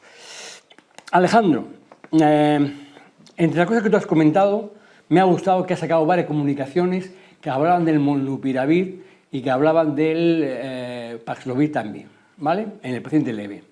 Bien, muchas de las comunicaciones que ha presentado mostraba los efectos beneficiosos del molnupiravir, en algunas ocasiones comparables a lo del Paxlovid, aunque ha presentado también una comunicación en la que decía que no habían visto efecto al molnupiravir. Y también has comentado lo que es cierto, que de repente, como la EMA ha decidido que el molnupiravir no tenía datos suficientes para ser aprobado, pues no lo han aprobado y nosotros ya no podemos disponer de él. ¿Qué pensáis, Alejandro y compañeros? ¿Qué pensáis de esa decisión? ¿Creéis que no nos hace falta el molnupiravir para nada? ¿O hay situaciones en las que a uno le gustaría dar el molnupiravir, por ejemplo, en asociación con otros antivirales, para tratar a determinados pacientes? ¿Qué pensáis? Empiezo, si queréis, sí. Yo creo que me parece que es una decisión quizás demasiado rápida, porque es cierto que el ensayo pivotal no tuvo los resultados que se esperaban comparado con un Paxlovid fundamentalmente, que quizás es el comparador, pero probablemente tampoco son tan negativos como para retirarlo. Y el hecho de que un estudio en vida real como Panoramic no haya tenido diferencia, no creo que sea suficiente como para haberlos retirado en una situación en la que tampoco estamos sobrados de fármacos, porque sí hay otras patologías que fármacos que tienen mucha menos eficacia o mucho menos reducción relativa de riesgo y siguen ahí. O sea, yo creo que quizás se podría haber aguantado un poco o haber pedido más datos, pero no suspender su uso tan radicalmente. Yo creo que, como dices, Alejandro, hay todavía incluso un escenario, ¿no? Hay un escenario que a todos se nos ocurre, que era el paciente con insuficiencia renal, que podría tener contraindicaciones para la administración de Paxlovid, porque está contraindicado en insuficiencia renal grave, y lo teníamos para Remdesivir hasta los nuevos últimos datos que nos han presentado en el ECNIC y que lleva a afirmar que Remdesivir se puede utilizar. De hecho, ya lo utilizábamos, ¿no? Sí. Pero había una parcela ahí que podíamos usar molnupiravir a pesar de que tuviera menos eficacia. Eso, con los nuevos datos de Remdesivir, digamos que ese escenario ya no sería un escenario para el molnupiravir, pero sí hay otro escenario donde en combinación terapéutica en pacientes inmunodeprimidos podemos asociar molnupiravir a otro antiviral, fundamentalmente Remdesivir, cuando el nirmatrelvir no lo podemos usar por interacciones o por insuficiencia renal, ¿no? En esos pacientes inmunodeprimidos, que de hecho muchas veces estamos tratando ya con doble terapia, nos vemos de repente que cuando no podemos dar nirmatrelvir no tenemos un segundo fármaco que ofrecer, no tenemos anticuerpos monoclonales y no tenemos nirmatrelvir por las interacciones o por la insuficiencia renal del paciente, y no puedo asociar un fármaco que estamos viendo además en los datos de vida real que todos manejamos que está siendo muy eficaz para este tipo de pacientes. O sea, Juan, ¿tú también crees que seguramente, como dice Alejandro, se han precipitado? Yo creo que hay que dejar, Sí. tendría que haberlo dejado como un poquito el alternativa. molnupiravir para utilizarlo de discreción, ¿no, Juan? Sí, sí, de hecho, lo acaba de comentar Juan, los primeros datos de eficacia de antiviral en inmunodeprimidos fueron con molnupiravir, no os olvidéis además, los primeros datos. Y luego, aparte de que, bueno, el Panoramic evidentemente son esos resultados, pero bueno, también si lo miras con un poquito de detalle y entras al grano, bueno, pues por ejemplo, aclara el virus antes con molnupiravir que sin molnupiravir, o sea que un beneficio marginal, y aunque no sea de primera elección, pero en casos concretos de rescate, yo creo que todos los demás estamos de acuerdo, y sobre todo en ese escenario en el que a lo mejor necesites, sobre todo es cuando necesitas asociación y no puedes usar nirmatrelvir. Yo creo que ese es el escenario en el que se nos queda todo un poquito cojo. Muy bien, muy bien, muy bien. Sí, bueno, continuando un poquito con la discusión, a mí me gusta mucho, Alejandro, que yo creo que ha dejado muy claro el efecto que tienen los antivirales en el contexto actual de pacientes vacunados y en pacientes con Omicron, ¿no? Y yo creo que esto es muy importante. Me ha llamado más la atención los datos que has presentado de Italia en cuanto a pacientes tratados, que has dicho que se tratan 2/3 y va un poco en contra de datos que manejamos, ¿no?, de Estados Unidos, donde se están tratando alrededor del 20% de los pacientes candidatos a recibir tratamiento, es decir, pacientes en riesgo de progresión, o un estudio reciente en Ontaro que presenta en pacientes candidatos a recibir tratamiento y que solo reciben un 5%.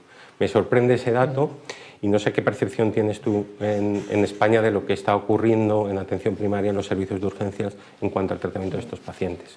También os diré que, más allá de tu percepción, en el Congreso de SEMES el mes que viene, el día 8, presentaremos datos de nuestro país, pero ¿qué percepción tienes de lo que estamos haciendo? Sí, en el italiano, el estudio, lo que sí era, el sesgo cierto era que eran pacientes derivados por COVID a una clínica o a un servicio. Entonces ya ahí sí que probablemente haya un sesgo y que el porcentaje de pacientes ya sea más alto del normal. En el otro, en el americano, era un 12%, que yo creo que sí se acerca más a lo que vemos nosotros. Yo creo que se prescribe menos de lo que debiéramos. Yo creo que tenemos esa percepción de que, como decía Santi al principio y tú también, que parece que COVID ya ha acabado y que ya es una enfermedad leve para todos, y no, tenemos un porcentaje, un perfil de pacientes muy claro además que el COVID no es una enfermedad leve y que tenemos que estar alerta porque se comporta diferente al resto de la población, y yo creo que sí que es necesario hacer hincapié en eso porque tenemos un porcentaje de prescripción más bajo del que debiéramos. Les pregunto a los infectólogos, ¿qué podemos hacer para mejorar esto?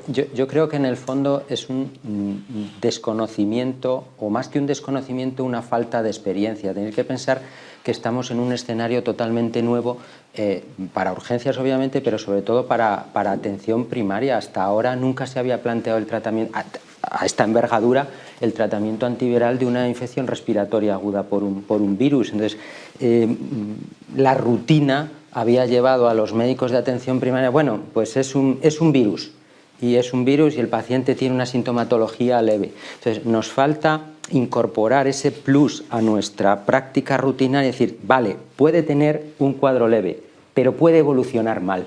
Y esos son los pacientes que precisamente yo creo que los estudios en paciente leve, moderado o ambulatorio son los que han venido a demostrar, tanto en ensayo clínico como en vida real, que tienen un beneficio. Y eso es a lo mejor lo que no hemos incorporado a la rutina. Yo creo que incorporar el diagnóstico y el tratamiento antiviral a una infección respiratoria aguda probablemente es la asignatura pendiente que tenemos. Bueno, has dicho una cosa clave, perdona Santi, y es que están bien.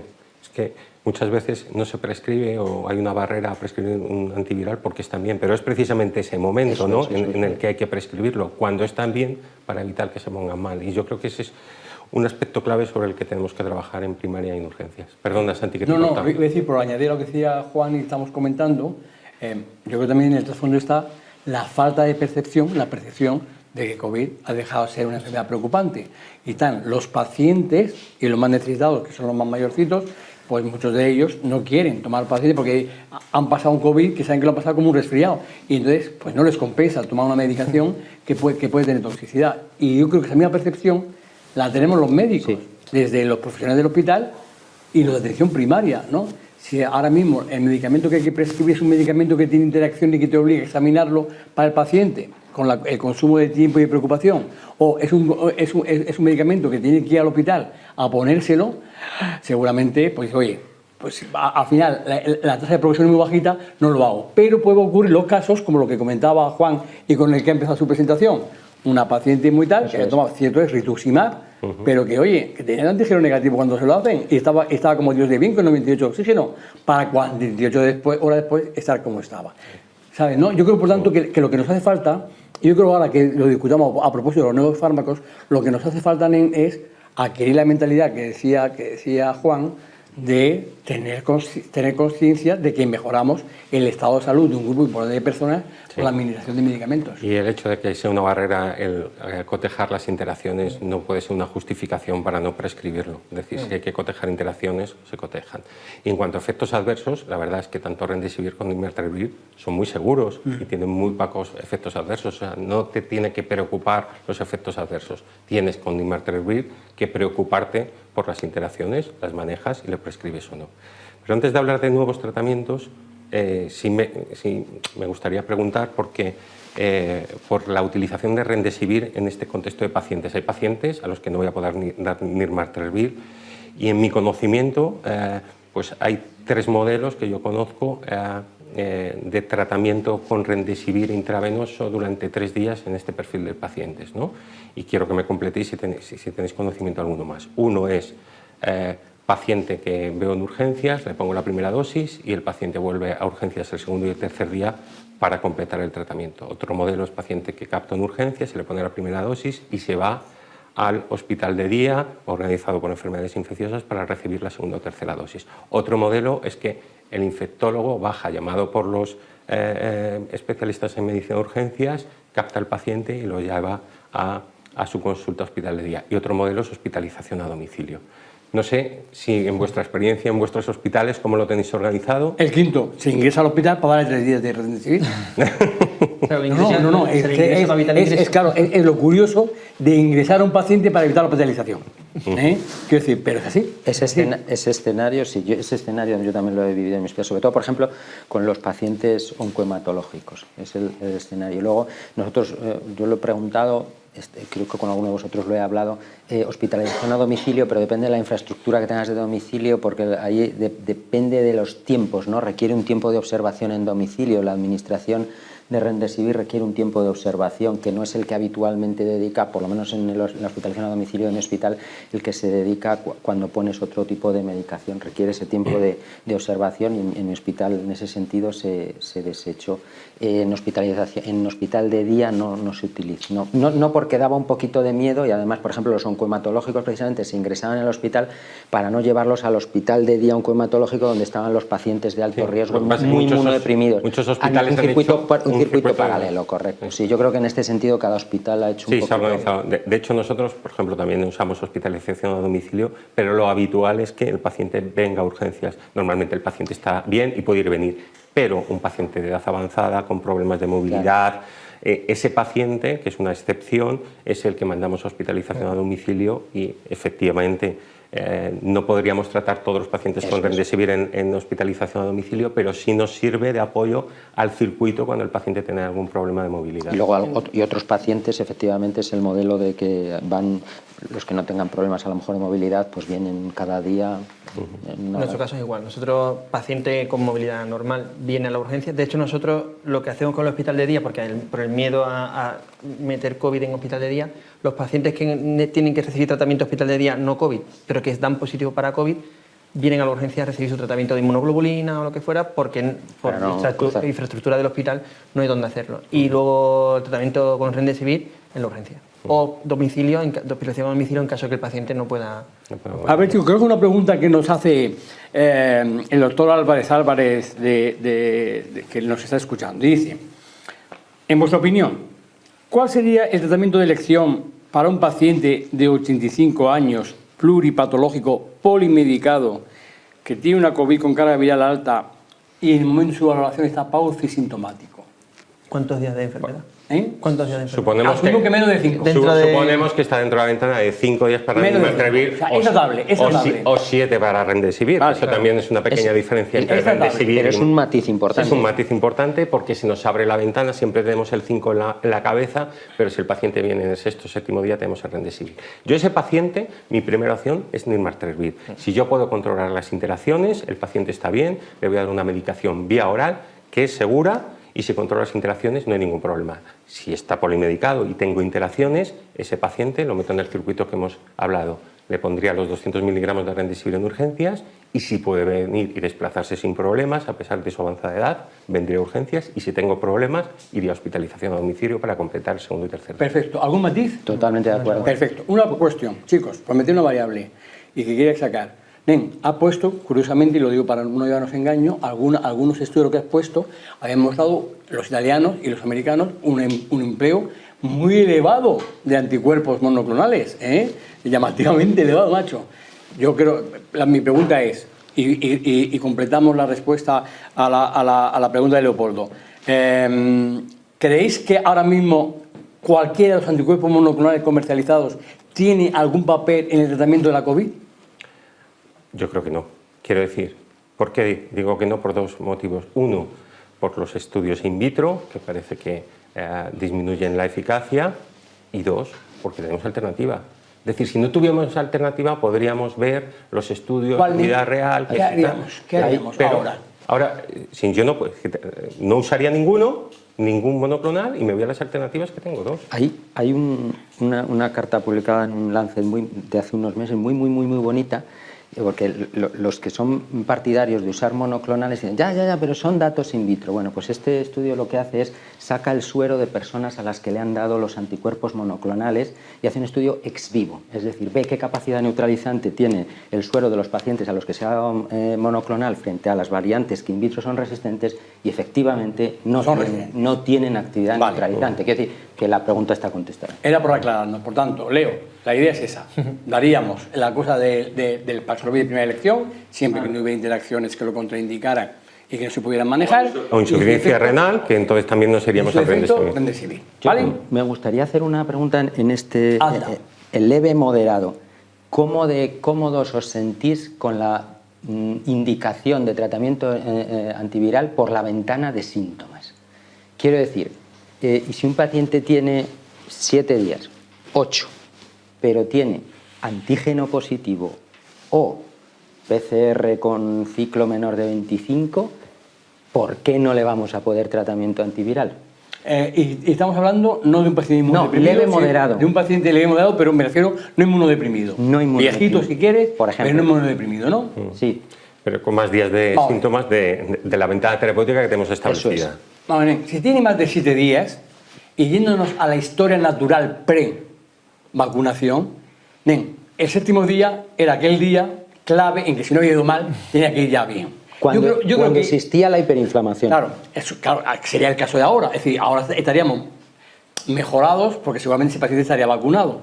Pero aunque no lo estuviera y por lo tanto estaríamos en aquellos tiempos, hombre, si me dice que está con 8 días de evolución y en ese tiempo no se ha puesto malo, aparte de que por el ensayo clínico se saldría, más que por eso, es que uno duda que después del 8º día vaya a empeorar. Fíjate, yo- Si es inmunodeprimido, es una cuestión en la que ahora entraremos. O grave. Hombre, si no Bueno, está grave, por yo supuesto. esa pregunta Si está te la grave, iba a claro. hacer en el paciente ingresado. No, en el paciente ambulante quizá lo Ahora veo. pasaremos, pero el tiempo, no, sí, tal, eso que nos impusieron, lo que nos impusieron. Vale, es que el tiempo yo creo que es que lo que quiero, si la pregunta llevaba la intención de decir que al fin y al cabo el tiempo de síntomas no deja de ser subjetivo.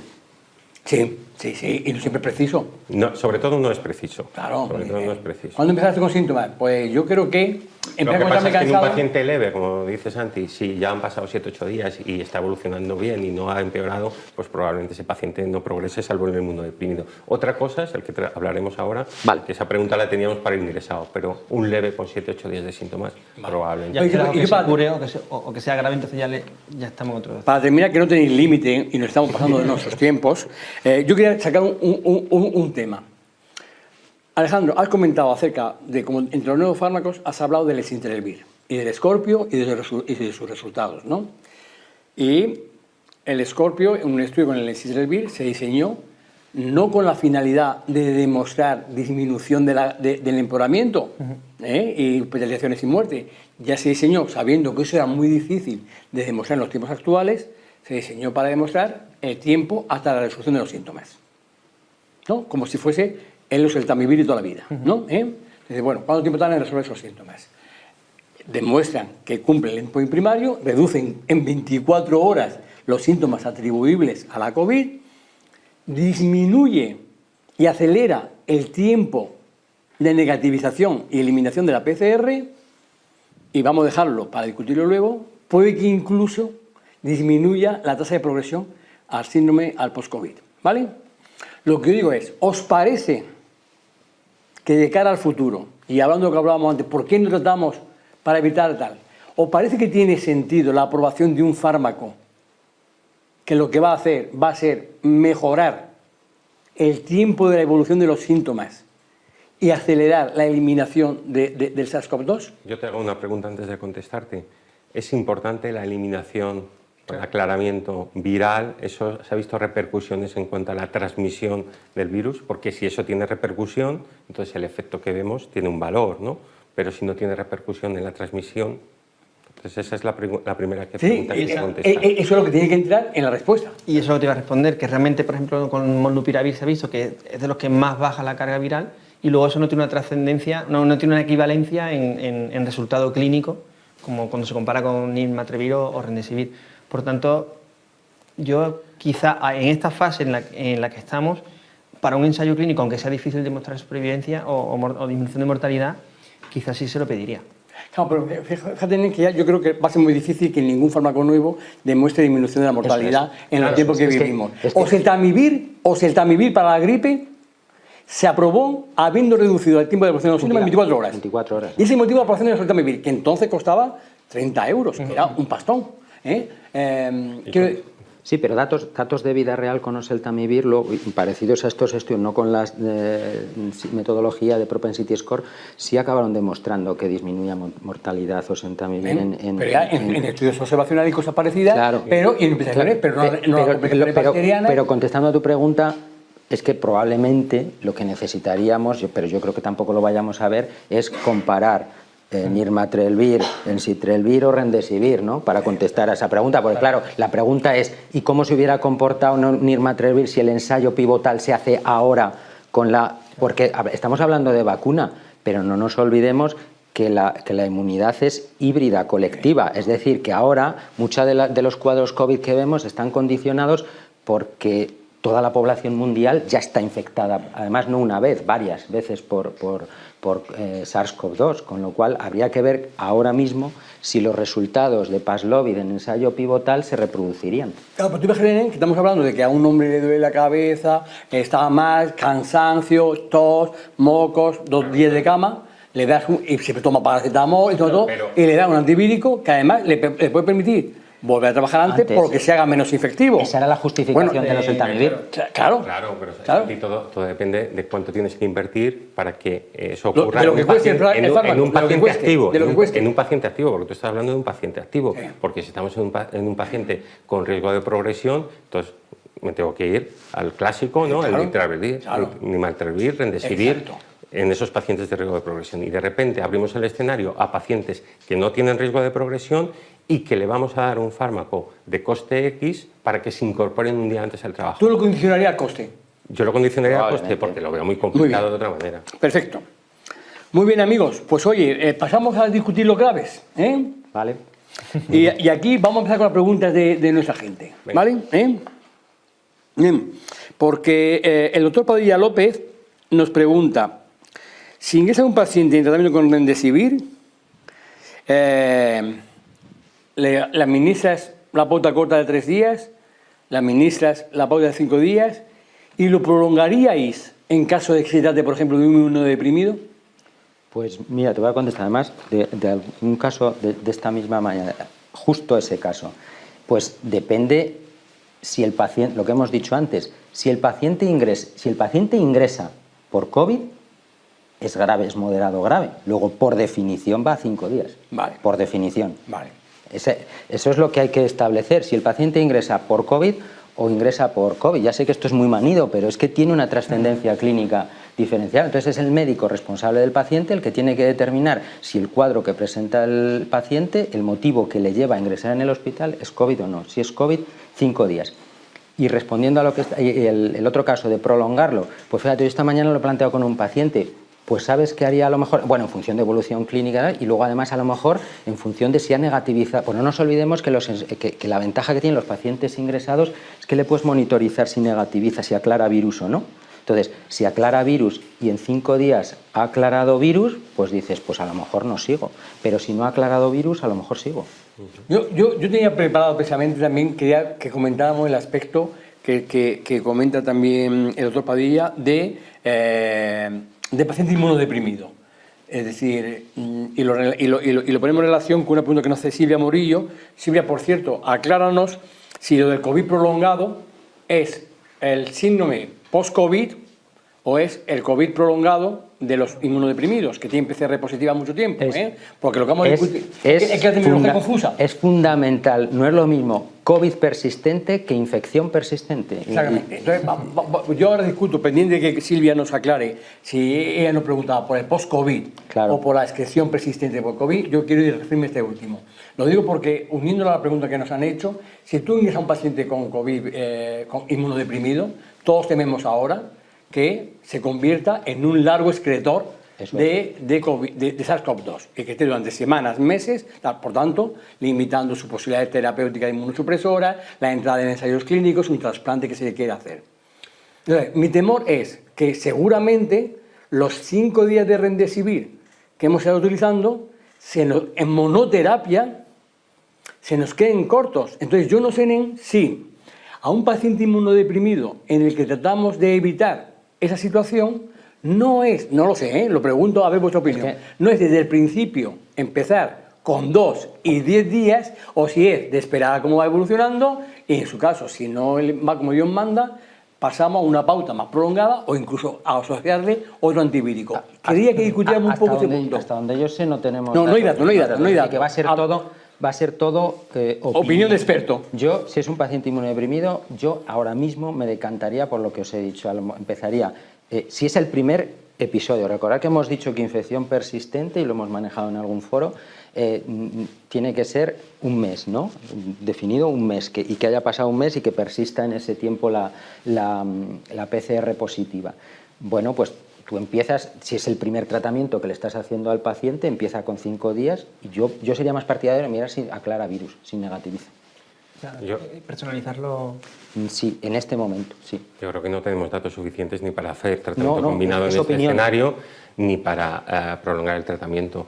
Quizá en pacientes de muy alto riesgo, yo que sé, me ingresa un paciente hematológico pendiente de trasplante halogénico, pues a lo mejor ahí me planteo otras cosas, pero va a ser un caso, 2 casos. Quiero decir que en general la norma, y hasta que tengamos datos, yo creo que tiene que ser el hecho de regirnos con los 5 días de tratamiento. Si en el futuro podemos demostrar que tratamientos más prolongados protegen de esa circunstancia, pero yo ahora mismo... En principio, un paciente, por muy inmunodeprimido que esté, por muy hematológico que sea, por muy trasplante renal que sea, por muy rituximab que sea, en principio el tratamiento estándar es de 5 días de remdesivir. Porque Y además, solo en caso de mala respuesta, a plantearse, de nuevo en plan Si es opinión de experto y casos aislados, tratamiento asociado o Si es- prolongar el tratamiento con remdesivir. Si es primer episodio, otra cosa es Sí, el sí, sí, paciente. hablamos del primer episodio. no, pero que a lo mejor me lo planteo en un paciente, ya te digo, que Yo que sé, ingresa yo que sé. en espera del trasplante, ha ingresado por este motivo, ¿no? Y para evitar problemas en el trasplante que le va a tocar, pero que son datos, o sea, son casos muy particulares. Yo creo que la norma deben ser 5 días. Oye, os comento, Silvia nos aclara que lo que por lo que ella nos preguntaba era por el post-COVID, que es el tema que está en todos los congresos y que está ahora más vigente. Y la pregunta concreta que hace Silvia es, oye, ¿eso es una nueva enfermedad? ¿Hay algún medicamento que pudiera modificar el sustrato inflamatorio inmunológico que teóricamente está detrás del post-COVID? Yo creo que primero tendríamos que saber de qué estamos hablando cuando hablamos de post-COVID, porque yo creo que tenemos ahí un cajón desastre de todos síntomas después de haber pasado COVID, algunos muy subjetivos, otros más objetivos, pero primero yo creo que tenemos que saber de qué hablamos, porque yo creo que a día de hoy 100% tenemos metido ahí muchísimo... Vamos a pensar, para contestar la pregunta de Silvia, vamos a pensar en el verdadero post-COVID, ¿no? O sea, la definición estándar de más de 3 meses de evolución, con síntomas no atribuibles a otra causa y que son aparentes. O sea, imaginemos. Bien, ¿conocéis algún medicamento que modifique? Bueno, el Exitrevir, que parece que pudiera prevenirlo, pero yo creo que una vez que se ha desarrollado no hay ningún tratamiento ni sintomático ni tal, ¿no?, que lo acorte. Y en cuanto al pronóstico, que también pregunta Silvia, pues el pronóstico es muy variable. Hay gente que a los 6 meses se queda estupendamente bien y hay gente que se agrava con el tiempo y que persiste en el tiempo.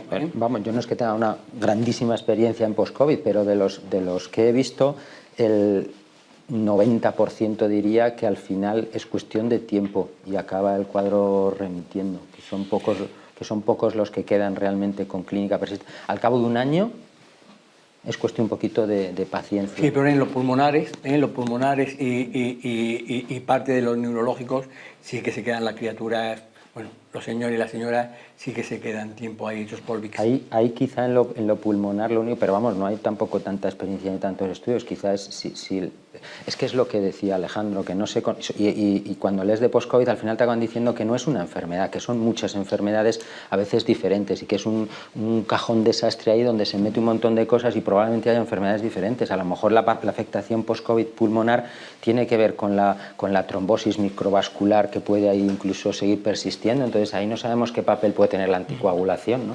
Entonces, pero hay que hacer estudios.